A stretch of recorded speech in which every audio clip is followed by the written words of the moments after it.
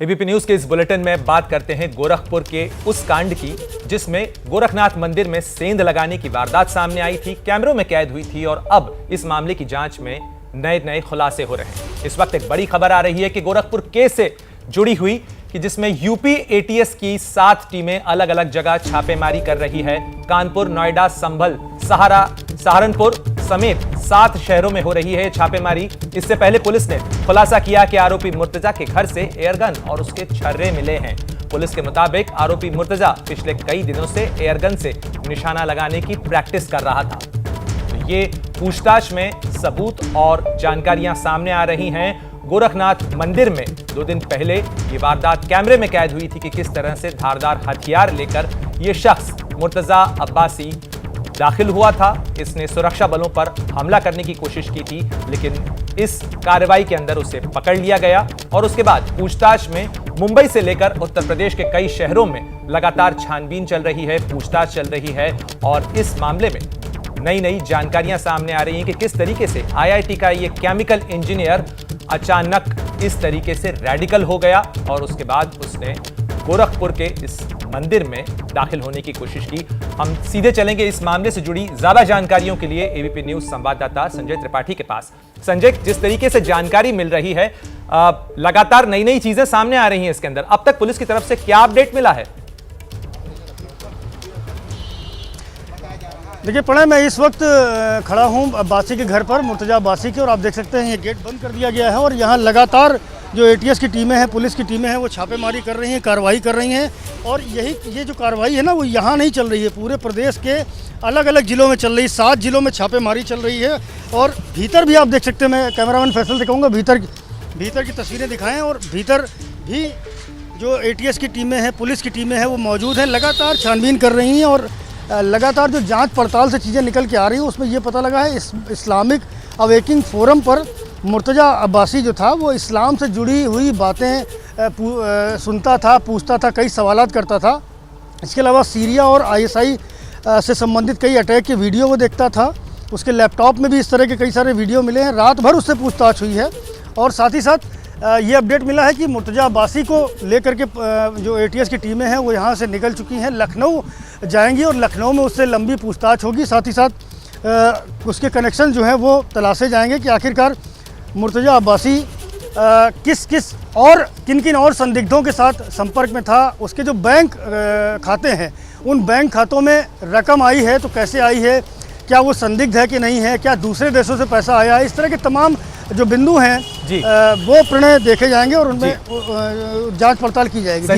संजय, जो 7 टीमें बनाई गई हैं जिसकी जो पुलिस की तरफ से छापेमारी की कार्रवाई उत्तर प्रदेश के 6 शहरों में हो रही है, तो क्या इस बारे में कुछ लीड्स मिले हैं कि इसके तार किसी बड़े नेटवर्क से भी जुड़े हो सकते हैं? हाँ, करिए। संजय से हमारा संपर्क फिलहाल टूट गया है, लेकिन निश्चित रूप से जो जानकारी संजय दे रहे थे कि पुलिस लगातार छापेमारी कर रही है इस पूरे मामले के अंदर और इसके सबूत तलाशे जा रहे हैं, जानकारियां जुटाई जा रही हैं कि किस तरीके से मुर्तजा अब्बासी के तार जुड़े हुए थे, कहां जुड़े थे, क्या उसके खातों में पैसा आया था और मुंबई से लेकर उत्तर प्रदेश के कई शहरों तक इस पूरे मामले की जांच चल रही है। एक बार फिर हम चलेंगे सीधे संजय त्रिपाठी के पास। संजय, जिस तरीके से उत्तर प्रदेश की पुलिस 7 टीमों में अलग अलग शहरों के अंदर छापेमारी कर रही है, तो क्या इस बात के कुछ सुराग मिले हैं, कुछ सबूत मिले हैं कि इसमें एक वाइडर नेटवर्क भी शामिल हो सकता है, कुछ और लोग भी इस पूरे नेटवर्क से जुड़े हो सकते हैं? बिल्कुल सुराग मिले हैं प्रणय, और इसके कॉल डिटेल के आधार पर सुराग मिले हैं। इसके ईमेल के डिटेल्स जो हैं उससे सुराग मिले हैं। इन्हीं सारे सुरागों को लेकर के लिस्ट बनाई है जो लगभग 40 से 45 लोगों की लिस्ट है और उसी आधार पर उत्तर प्रदेश के 7 शहरों में छापेमारी हो रही है, जिनमें से कई संदिग्धों को उठाया गया है और उनसे पूछताछ की जा रही है। इस वक्त मुर्तजा का घर बंद है, मुर्तजा के घर में कोई मौजूद नहीं है और यहाँ से जो उसके पिता हैं, उसके चाचा हैं, वो बोलने को तैयार नहीं। हमने बात करने की कोशिश भी की उनसे कि अपना वो पक्ष रखें, लेकिन वो मीडिया के सामने नहीं आ रहे हैं और लगातार एटीएस मॉनिटर कर रही है इस पूरे मामले को और इससे जुड़े हुए जो संदिग्ध हैं, जो जिनकी जानकारी मुर्तजा के पास से मिली है, उन सब पर जो राडार है एटीएस का वो छा गया है और वो अब लगातार कार्रवाई संजय, एटीएस की ओर से कल की जा एबीपी रही न्यूज है। से एक्सक्लूसिव बातचीत में मुर्तजा की पूर्व पत्नी ने यह दावा किया था कि उनकी दिमागी हालत खराब है, ऐसा कहीं कोई सबूत उनके साथ व्यवहार में नहीं मिला, जबकि पिता इसी तरीके का दावा कर रहे थे। क्या मुर्तजा के और सहयोगियों, दोस्तों से या उनके परिवारजनों से आपकी बात हो पाई है, कोई जानकारी मिल पाई है कि ये कॉन्फ्लिक्टिंग दावे किस तरीके से सामने आ रहे हैं?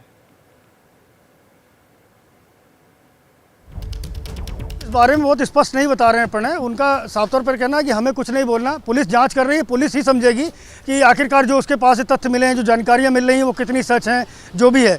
पिता से हमारी उनकी बात हुई थी, उन्होंने ये बताया था कि वो मानसिक रोगी है, उसका इलाज चल रहा है, लेकिन एटीएस के सोर्सेज बता रहे हैं कि मुर्तजा बेहद शातिर है। रात भर जब उससे पूछताछ हुई है कल, तो 7 घंटे तक उसने एटीएस की टीमों को छकाया है। बार बार वो एक ही बात करता है कि वो मानसिक रोगी है, उसका दिमाग ठीक नहीं है, लेकिन जो एविडेंसेस हैं, जो उसके बैंक अकाउंट से मिल रहे हैं, जो उसके ईमेल आईडी से मिल रहे हैं, जो उसके मोबाइल फ़ोन से मिल रहे हैं, जो उसके लैपटॉप से मिल रहे हैं, इनको लेकर आखिर कोई कहाँ जाएगा। इन्हीं एविडेंसेस के आधार पर रेड की जा रही है, छापेमारी की जा रही है और लगातार एटीएस को सफलता भी मिल रही है। कई सारे संदिग्ध उठाए गए हैं, उनसे भी पूछताछ जारी है।